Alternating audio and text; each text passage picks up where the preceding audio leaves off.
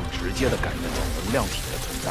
难道他是？如果失败，就赶紧离开。他是三大亲卫之一？正是。形同虚设。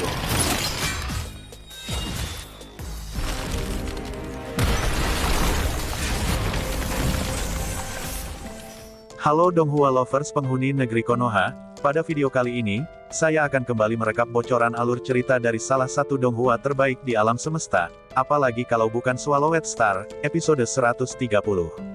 Tapi seperti biasa, sebelum kita masuk ke alur ceritanya, saya ingatkan kembali pada teman-teman, berhubung ini adalah bocoran alur cerita yang belum rilis, maka sudah pasti, gambar dan suara video tidak akan sama, begitupun alur cerita dari Donghua aslinya, yang bisa saja berbeda pada saat tayang nanti, karena itu semua diatur oleh pihak studio.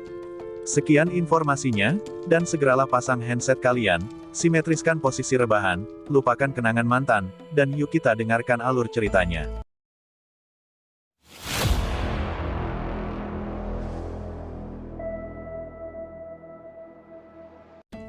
Pada part sebelumnya, setelah sang kapten menutup panggilan dari 8 ahli waris, dia dengan santai berjalan ke sisi lain ruangan dan menuangkan segelas anggur. Di saat yang sama, tiba-tiba terdengar lagi, dering panggilan masuk yang berasal dari jam komunikatornya. Setelah melihat, bahwa panggilan itu lagi-lagi berasal dari para ahli waris keluarga, sang kapten pun tersenyum sambil memegang gelas wine, dan duduk dengan santai di sofa. Dengan lembut ia memutar gelas wine transparan berwarna keemasan sembari bergumam, bahwa dia harus mengabaikan mereka agar mereka mengerti, bahwa saat ini siapa sebenarnya yang memegang kekuasaan. Saat itu, dalam kurun waktu 5 menit, sang kapten telah mendapat 3 panggilan dari para ahli waris keluarga Noulan San, namun tak satu pun yang ia terima. Di saat yang sama, sang kapten berbaring di sofa sembari mengangkat gelas anggur, dan mendengarkan permintaan panggilan ke-9 dari armada keluarga sambil bergumam. Pula, kali ini kamu harus tahu, aku Buluo dari keluarga Noulan San, adalah orang paling luar biasa di dalam keluarga. Sedangkan kamu, hanyalah seperti bunga cantik yang menghiasi rumah kaca. Sesaat kemudian terdengar, Atuka berkata, Kapten, nomor tak dikenal meminta panggilan, dan penelpon telah mengungkapkan statusnya, itu adalah prajurit tingkat alam semesta, teriak Atuka. Mendengar perkataan Atuka, Buluo pun terperangah kaget, hal ini dikarenakan teknologi online milik Buluo memungkinkannya untuk memeriksa level kekuatan seseorang, dan fungsi bantuan dapat memindai data seseorang lalu menyimpulkan kekuatannya. Biasanya di alam semesta, orang-orang biasanya tidak menampilkan kekuatan mereka, dan hanya pada waktu-waktu tertentu saja, misalnya ketika berada di sebuah tempat khusus, yang menuntut identitas dan tingkat kekuatan orang yang boleh masuk, maka seseorang akan diminta untuk menunjukkan atau memberi level kekuatannya. Saat itu Buluo menarik napas dalam-dalam, memeriksa wajahnya, dan menenangkan diri, lalu memerintahkan Atuka untuk menerima panggilan tersebut. Setelah panggilan diterima, tampak sebuah layar yang muncul di dinding ruang tamu, di atasnya terpampang wajah seorang pria paruh baya bertelinga runcing, bermata merah, dengan wajah yang sangat tampan, yang mirip dengan Buluo, dan itu adalah kepala keluarga tua Noulan San. Saat itu Buluo menunduk hormat pada pria paruh baya tersebut. Di sini dijelaskan, sebagai keluarga besar yang kuat dari dinasti baru, keluarga Noulan San memiliki 3 kepala keluarga yang merupakan orang-orang yang mendirikan keluarga Noulan San. Sama halnya dengan si pria parubaya ini, kedua kepala lainnya pun telah mencapai tingkat semesta. Dan si pria tua ini adalah kepala kedua dari keluarga Noulan San. Ketika dia menerima posisi sebagai kepala keluarga, saat itu si pria tua ini berada di tingkat alam semesta level 1. Dan sekarang, setelah puluhan ribu tahun berlalu, si pria tua ini telah mencapai tingkat alam semesta level 6, dan si pria tua itu adalah kakek dari Buluo. Saat itu, si pria parubaya tampak tersenyum sambil memandang Buluo, sembari berkata, Buluo, pengetahuanku tentang generasi penerus keluarga Noulan San sangatlah sedikit, dan hari ini adalah pertama kali kita bertemu dan berbicara. Saya kira, ya kepala maafkan aku, ucap Buluo, memotong perkataan si pria parubaya, dengan wajah yang tampak merah namun sangat sopan, mengingat sejak dia lahir hingga saat ini, dan meninggalkan keluarga lebih dari 1000 tahun, dia hanya bisa melihat dari kejauhan para kepala keluarga Noulan San. Karena menurut aturan keluarga, hanya orang-orang yang telah berada di tingkat alam semesta lah, yang memiliki hak untuk berbicara dengan para kepala keluarga, dan ini adalah pertama kalinya bagi Buluo. Saat itu si pria parubaya berkata pada Buluo, bahwa mereka yang berada di bawah perlindungan keluarga, biasanya tumbuh dalam keadaan lemah dan rapuh. Dan seseorang sepertinya yang menjelajahi alam semesta yang penuh dengan bahayalah, yang dapat menghasilkan pejuang kuat. Sejak dulu sampai sekarang, keluarga Nuolan San selalu memprioritaskan kekuatan untuk menilai orang-orangnya. Dan planet yang saat ini ditemukan oleh Buluo, adalah sebuah planet yang pernah diatur oleh makhluk abadi, dan memiliki kedudukan yang sangat istimewa. Walaupun pada umumnya, sebuah planet normal dengan kehidupan di dalamnya, sama sekali tidak berarti bagi seluruh keluarga Nuolan San. Namun khusus untuk planet bumi, itu adalah sebuah planet yang sangat berharga. Saat itu si pria parubaya mulai bernegosiasi dengan Buluo, bahwa keluarga akan memberinya 100 miliar dolar naga hitam sebagai hadiah, dan juga memberimu gelar penatua abadi dalam keluarga, untuk imbalannya karena telah menemukan planet itu, dan spontan, Buluo pun terkejut. Karena faktanya, posisi penatua dalam keluarga sangat tinggi, bahkan lebih tinggi daripada ahli waris dalam keluarga. Namun demikian, walaupun telah menjadi penatua, dan ada kesalahan yang ia perbuat, ia masih bisa dicopot dari jabatannya. Namun untuk posisi penatua abadi, bahkan setelah membuat kesalahan besar, paling ia hanya akan menerima hukuman kecil, dan tidak mengancam posisinya. Dan hanya orang-orang dengan kontribusi yang sangat besar yang berhak menerima posisi sebagai penatua abadi. Saat itu si pria parubaya kembali berkata, bahwa kebanggaan dan kehormatan keluarga Nuolan San, dibangun di atas kerja keras dari generasi penerus dan para murid, dan langsung dijawab oleh Buluo, bahwa kepala tenang saja, karena Buluo Nuolan San, sebagai pewaris keluarga Nuolan San, bersedia pergi berperang demi kebanggaan keluarga, ucap Buluo yang berdiri dengan tegak.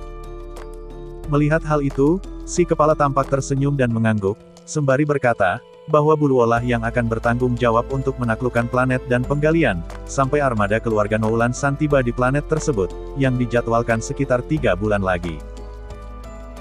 Dimengerti, sahut Buluo, lalu menenangkan si kepala dengan berkata bahwa, prajurit terkuat di bumi sini hanyalah seorang penjelajah bintang level 9. Dengan demikian, kekuatan dari tim penjelajahnya sudah lebih dari cukup untuk menaklukkan planet bumi.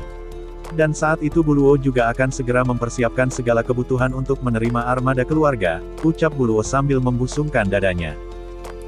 Mendengar ucapan itu, si pria parubaya pun tersenyum puas, dan mengatakan bahwa, saat kembali nanti, dia akan secara pribadi memberikan gelar penatua abadi pada Buluo.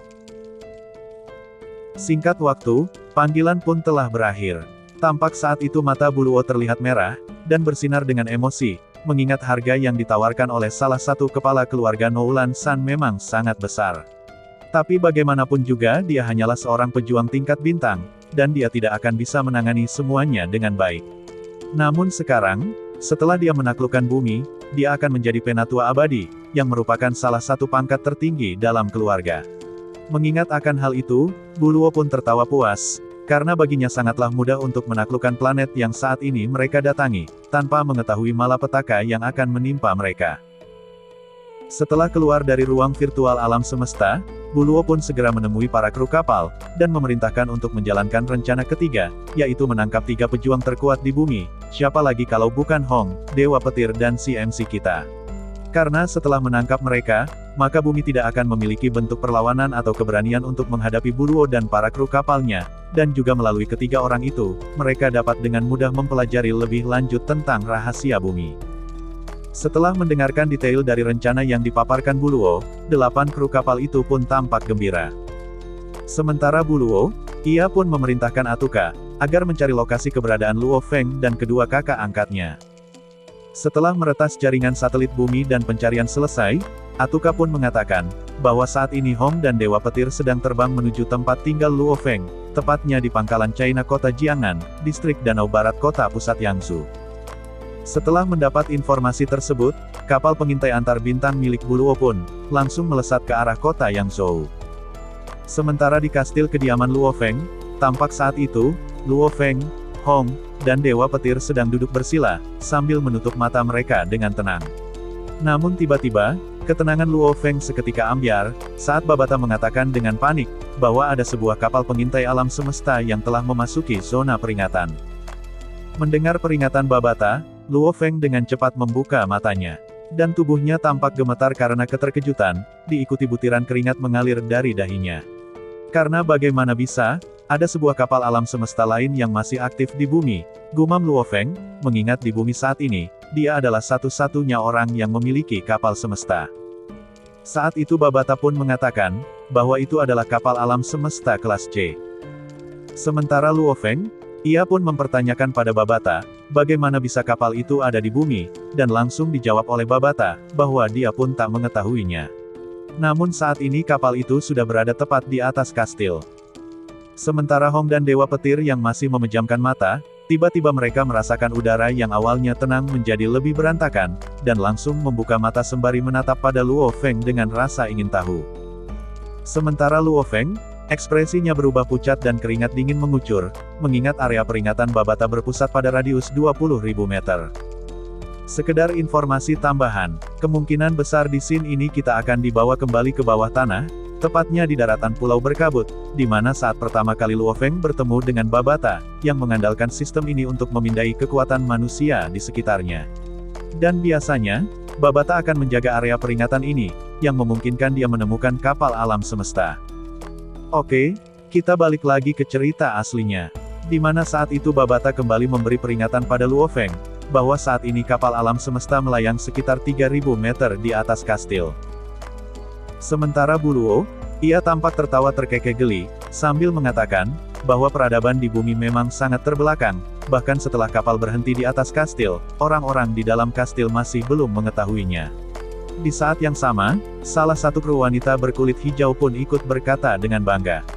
Lihatlah 3 orang terkuat di planet ini yang sedang duduk di balkon kastil. Apanya yang 3 terhebat? Jika di alam semesta mereka hampir tidak bisa mendapatkan sisa makanan, ucap si pria gorila sambil tertawa dingin, mengingat dia adalah salah satu dari 3 kru kapal yang berada di tingkat bintang.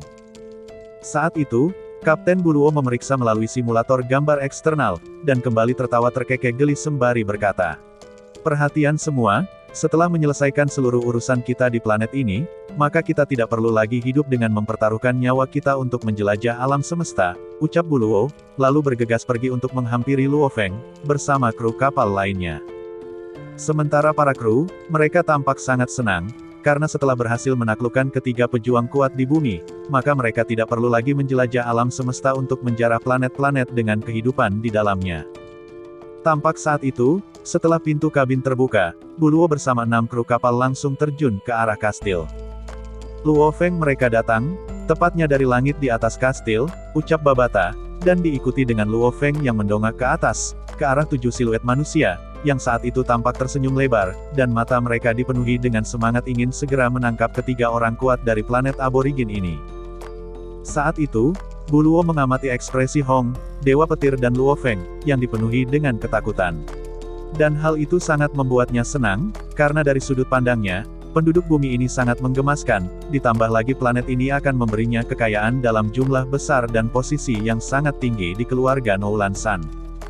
Sementara di balkon, Luo Feng, Hong, dan Dewa Petir melihat layar pemindai pergelangan tangan mereka, untuk memastikan level dan tingkatan dari ketujuh orang itu, yang satu adalah tingkat bintang level 6, yang satunya adalah tingkat bintang level 2, dan yang lainnya adalah tingkat bintang level 1. Sementara 4 lainnya telah mencapai tingkat penjelajah bintang level 9. Saat mengetahui kekuatan musuh, ketiganya pun saling memandang, karena itu adalah sebuah masalah besar. Saat itu Luo Feng, Hong dan Dewa Petir memasang ekspresi yang sangat buruk. Sebenarnya bagi Luo Feng, 7 penjelajah alam semesta ini tidak terlalu berarti baginya dan kedua kakak angkatnya, namun fakta bahwa mereka ada di sini, membuktikan bahwa saat ini bumi sudah tidak lagi aman. Saat itu, Bu Luo mengatakan pada Atuka, untuk secara otomatis menerjemahkan kata-katanya ke dalam bahasa bumi, dan langsung berkata pada Luo Feng dan kelompoknya, bahwa mulai sekarang mereka adalah budak dari petarung yang kuat dari alam semesta, kata Bu Luo, yang tidak menyadari, bahwa di dalam kastil itu ada ribuan budak dari alam semesta, yang sedang menunggu perintah dari Luo Feng.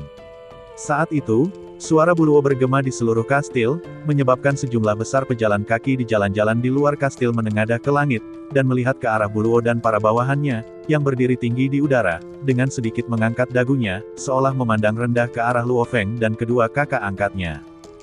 Saat itu, saat mendengar bahwa mereka adalah budak, Luo Feng pun menatap tajam ke arah Bu Luo, lalu memerintahkan para penjaganya. Saat itu tampak siluet-siluet manusia yang melesat secepat kilat, seolah-olah itu adalah anak panah yang ingin menutupi seluruh udara dan daratan. Siluet-siluet itu segera memenuhi langit dan mengelilingi Buluo dan para bawahannya. Menyaksikan hal itu, Buluo dan para bawahannya pun langsung tercengang.